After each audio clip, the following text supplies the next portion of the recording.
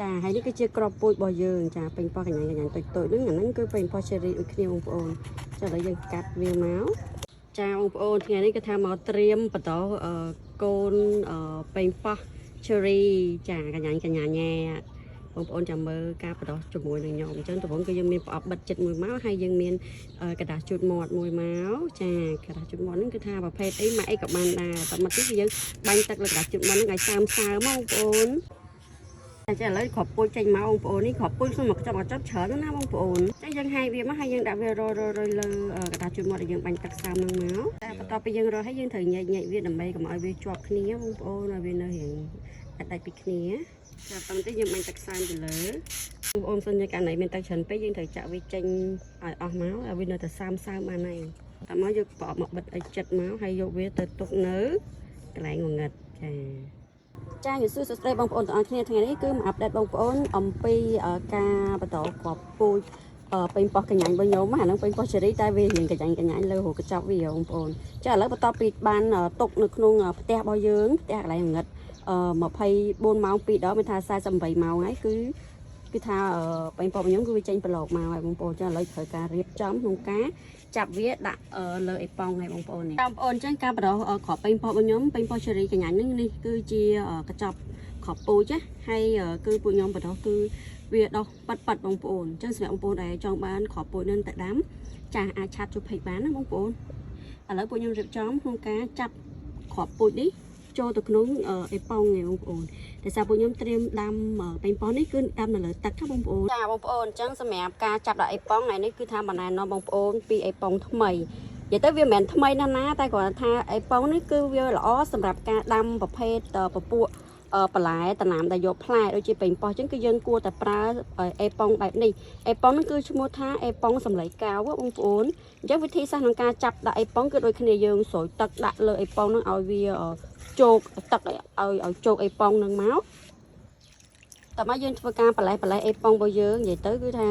ធ្វើយ៉ាងណាឲ្យអេប៉ុងរបស់យើងនឹងវាជក់ជាមួយនឹងទឹកណាបងប្អូនប្រឡេះចេញវាមកមួយឲ្យដាច់ពីគ្នាមកនេះបងប្អូនអេប៉ុងគឺភាសាអង់គ្លេស rock wool ចានិយាយទៅគឺថាវាសរសៃនិយាយទៅមើលទៅដូចរឹងដែរហ្នឹងបងប្អូនតែអាហ្នឹងគឺល្អក្នុងការដាំប្រភេទដំណាំដែលយើងយកផ្លែបងប្អូនយើងប្រើអេប៉ុងបែបហ្នឹងចាអញ្ចឹងឥឡូវគឺយើងដាក់គ្រាប់ពូជចូលទៅក្នុងអេប៉ុងរបស់យើងអេប៉ុងកញ្ចក់កៅហ្នឹងហើយបន្ទាប់ពីយើងដាក់គ្រាប់ពូជហើយគឺយើងញាត់អេប៉ុងចូលកត្រកចាបងប្អូននេះចាធ្វើបែបហ្នឹងឲ្យអស់មកនេះបងប្អូនអញ្ចឹងបងប្អូនត្រូវចេះរើសមើលគ្រាប់ពូជដែលល្អដូចអានេះអញ្ចឹងគឺវាដុះប្រឡោកមកវែងហើយវាមានទំហំធំនិយាយទៅមើលទៅគឺវាមានសុខភាពល្អហ្មងអញ្ចឹងយើងចាប់វាថ្នមមួយមកដាក់ចូលអេប៉ុងហើយយើងដាក់ចូលកត្រកហ្មងបងប្អូនចាបងប្អូនអញ្ចឹងឥឡូវគឺថាយើងចាប់បានដាក់បានច្រើនហើយបងប្អូនអញ្ចឹងវិធីនៃការចាប់គ្រាប់ពូជគឺអញ្ចឹងឯងបងប្អូនរើសមើលគ្រាប់ពូជណាដែលល្អប្រឡោកវាធំវែងហើយវាមានសុខភាពល្អយើងយកមកដាក់ដាំមកពេលយើងរើសយកគ្រាប់ពូជណាដែលល្អហើយយើងដាក់អេប៉ុងអញ្ចឹងពេលដែលយើងដាក់ដាំគឺវានឹងដុះបានល្អអញ្ចឹងណាបងប្អូនចាឥឡូវគឺថាយើងចាប់គ្រាប់ពូជរបស់យើងដាក់ចូលកត្រករួចរាល់ហើយអញ្ចឹងវគ្គបន្តគឺយើងត្រូវត្រៀមធ្វើបន្តទៀតចាគឺយើងមានថាសរបស់យើងមួយទៀតមកអ្នកបងប្អូនចាបន្តមកគឺយើងចាក់ទឹកចូលក្នុងថាសហ្នឹងឲ្យបានចិត្តពេញដែរបងប្អូនចានេះបន្តមកគឺយើងមានស្នោចាដែលយើងចោះប្រហោងហើយហ្នឹងហើយកត្រករបស់យើងគឺថាដាក់តេះឲ្យវាពំជាមួយនឹងទឹកចាបងប្អូនឥឡូវគឺវាពំមកមានលេខតិចចាពំមានលេខតិចនេះអូខេមកគឺថាយើងយកគ្រាប់ពូជយើងចាប់ដាក់ក្នុងអេប៉ុងហើយយកដាក់កត្រកហ្នឹងយកមកដាក់លើស្នោនេះដើម្បីយើងផ្សំវាបន្តទៀតណាបងប្អូន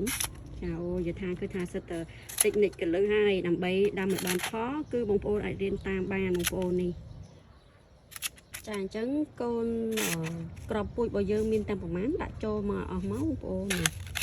ដាក់ធ្វើយ៉ាងណាឲ្យទឹកប៉ះជាមួយនឹងអេប៉ុងបងប្អូនដើម្បីយើងផ្សំបន្តឲ្យទឹកនេះគឺយើងទឹកធម្មតាឯងបងប្អូនអត់មានទាន់ដាក់ទឹកជីដាក់អីណាបងប្អូន và tầm nói dân anh đặt là bèo cho nám cả này dân và đọc cho ná nằm bè chăm đơn thà việc cứ chế cọp bối bén bó cái nhà trong ổn chứ một tòa pi dân ở chắp cọp bụi riệp trong rồi rọt đạo bia cho cái trọ đặt lơ ở nào tập ní hái cứ dân đạo bia cho nó núng rong sầm lạnh bao giờ cha ở bên tây bùn lưới ngay ở tịch tịch trên năm ổn hay ở bông ổn trăm tam đan ở chung một dân to tiết ẩm pi ca lụt loa đây ở cọp bụi bình pop cái nhánh bao giờ chẳng bình pop cheri ní nơi bị ổ tập tiệt chống pi nhóm meri chan chả xong một côn bài bái mông ổn